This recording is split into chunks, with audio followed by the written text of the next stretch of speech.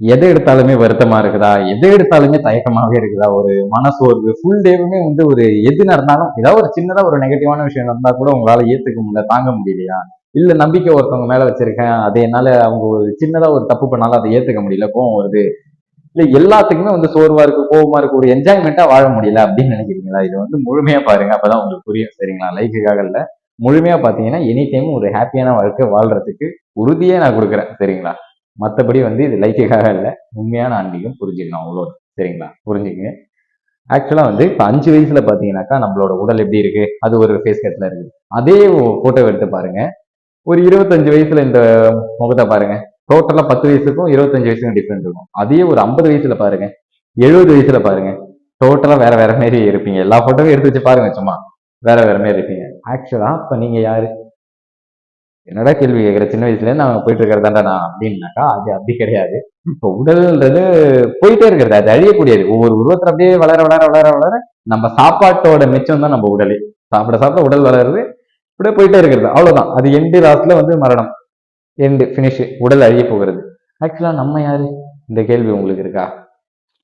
ஆக்சுவலா வந்து பாத்தீங்கன்னாக்கா இந்த முடியாது, இந்த உடல்ன்ற அடிப்படையில இருக்கும் போது எல்லாமே உங்களுக்கு வந்து வலியா தான் இருக்கும். உடல்ன்ற அடிப்படையில இருக்கும்போது எல்லாமே வலியா மட்டும்தான் இருக்கு. இது வந்து மோட்டிவேஷன் இல்ல, ரியாலிட்டி இதுதான். சரிங்களா? உடல்ன்ற அடிப்படை, நீங்க உடல் கிடையாது. நம்மள இயக்கிறது ஒரு சக்தி. அதை நான் எல்லா இடத்துலயுமே சொல்லியிருப்பேன். அதுதான் பிரபஞ்ச சக்தி, அதுதான் ஆன்மா. சரிங்களா? அதுதான் ஆன்மா, பிரபஞ்ச சக்தி அதுதான் ஆன்மா. அது இருக்கிறதுனாலதான் இப்ப என்கிட்ட கையை செய்து நான் பேசிக்கிட்டு இருக்கேன். கை அசையாம இப்படியே இருந்துட்டேன்னாக்கா அந்த பிரபஞ்ச சக்தி இல்ல, ஆன்மா என்னை விட்டு போயிடுச்சு. அதுதான் இறப்புன்றது. புரியுதுங்களா? அது நீங்களா இருந்தாலும் சரி, நானா இருந்தாலும் சரி, நீங்களும் இறைவன் தான், நானும் இறைவன் தான். ஆன்மீகத்துல இருக்கும் போது அது புரியாம நீங்க இருக்கீங்க, அவ்வளவுதான்.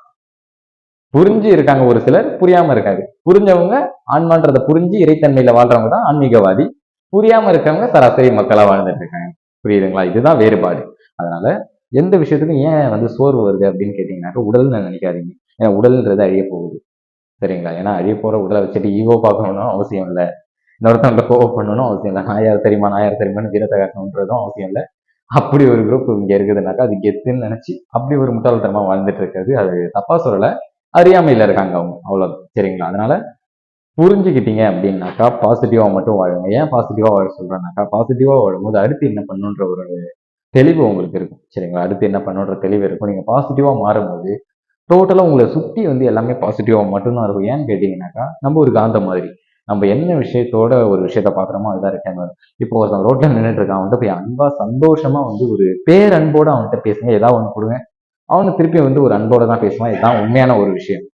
அதை விட்டுட்டு திடீர்னு வந்து அவன்கிட்ட யாருன்னு தெரியாம நீங்க போய் கோவப்பட்டு பாருங்க, அதே தான் ரிட்டர்ன் அவனும் கோவப்படுவான், அதே மாதிரி தான் வரும். சரிங்களா? கோவம் வந்து போகுது, தெரிச்சவங்களே இருந்தாலும் சரி, கோவமா பேசும்போது இப்ப வேலையில இருக்கீங்க, உங்க ஓனர்கிட்ட போய் டக்குன்னு வந்து அவன் வந்து உங்கள்கிட்ட கோவப்படுறான். சரிங்களா? அவன்கிட்ட கோவப்பட முடியலனாலும் மனசுக்குள்ள எப்படி இருக்கும்? இருறா உனக்கு இருக்குன்ற மாதிரி தான் இருக்கும். அதுதான் வந்து ரியாலிட்டி. மைண்டுக்குள்ள நீங்க நினைக்கிறது தான். சரிங்களா? அதனால நீங்க ஒரு கண்ணாடி முன்னாடி நின்னா எப்படி தெரியுமோ அதே மாதிரி தான் நீங்க எப்படி இருக்கீங்களோ உங்களை சுத்தி நடக்கிற விஷயங்களும் அப்படிதான் இருக்கும். சரிங்களா? ஒரு விஷயத்த நீங்க எப்படி பாக்குறீங்கன்றத பொறுத்து தான் இருக்கு. நீங்க எந்த மாதிரி ஒரு விஷயத்த வந்து பாக்குறீங்களோ அதுக்கேத்த மாதிரி தான் எல்லாமே வந்து அமையும். சரிங்களா? பாசிட்டிவான கண்ணோட்டத்துல, ஒரு கருணையான கண்ணோட்டத்துல எல்லாத்தையும் பாருங்க. உங்களை சுத்தி நடக்கிறது எல்லாமே ஒரு அன்பாவே இருக்கும்.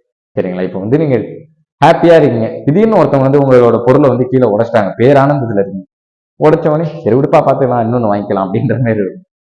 சரியான டென்ஷன்ல இருக்கீங்க, சின்னதா வந்து ஒரு இடத்துல இடிச்சா கூட அப்படின்ட்டு ஒரு, அதான் நம்ம மைண்ட் செட் தான். டோட்டலா வந்து பாத்தீங்கன்னாக்கா நம்ம மைண்ட் செட் தான், மொத்தமா வந்து நம்ம மைண்ட் செட் தான். அதனால உடல்ன்றது அழிய போகிற ஒண்ணு, இது பர்மனெண்ட் கிடையாது. ஆன்மாக்கு அழிவு கிடையாது. நீ அதனால வந்து ஐயோ நம்ம அழிவு வெட்டுறவங்க தானே, அப்புறம் என்னத்தர எல்லாம் பண்ணிக்கிட்டுன்ற ஒரு இது வந்துடும் அப்படின்னு நான் சொல்ல. உடலை பத்திரமா பாத்துங்க, என்ஜாய் பண்றதுக்காக உடல் எடுத்துருக்கோம், அதுக்காக எல்லாமே பண்ணலாம்னு சொல்ல. உங்களுக்கு பிடிச்சதை பண்ணுங்க, அந்த விஷயம் வந்து மற்றவங்களுக்கு டிஸ்டர்பன்ஸா இருக்கக்கூடாது. ஓகேங்களா?